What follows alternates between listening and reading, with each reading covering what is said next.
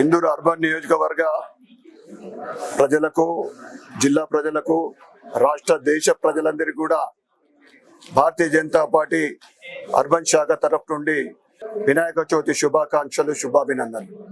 ఏదైతే ఆంగ్లేయుల పరిపాలనలో 1892లో బాలగంగాధర్ తిలక్ గారు హిందువులందరూ కూడా ఐక్యమత్యంగా ఉండి విదేశీయులకు వ్యతిరేకంగా పోరాడాలని ప్రారంభించిన ఈ గణేష్ పండుగ నవరాత్రులు కూడా కాశ్మీర్ నుంచి కన్యాకుమారి వరకు కానీ, గుజరాత్ నుండి అస్సాం వరకు కానీ అంగరంగ వైభవంగా ఆ గణేష్ ఉత్సవాలు చేసుకుంటా ఉన్నాం.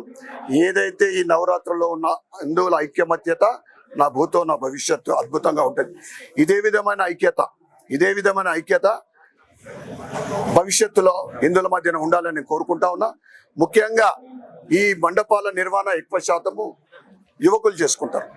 నేను యువకులందరూ కూడా దయచేసి చెప్తా ఉన్నా, ఎటువంటి దురలవాట్లకు బానిస కాకుండా, తాగుడికి కానీ డ్రగ్స్కి కానీ అలవాటు కాకుండా తల్లిదండ్రుల సేవ చేయాలి, భగవంతుడికి పూజించాలని నేను యువకులందరూ కూడా కోరుకుంటూ మరొకసారి గణేష్ పండుగ సందర్భంగా అందరికీ శుభాకాంక్షలు, శుభాభినందనలు. మట్టి గణపతులు ఈరోజు భారతీయ జనతా పార్టీ కేంద్రంలో ప్రభుత్వం ఏర్పడ్డ తర్వాత అనేక అంశాలలో కూడా ఈరోజు స్వచ్ఛ భారత్ విషయం కానీ, స్వచ్ఛ భారత్ ప్రవేశపెట్టినప్పుడు అందరు నవ్విండ్రు.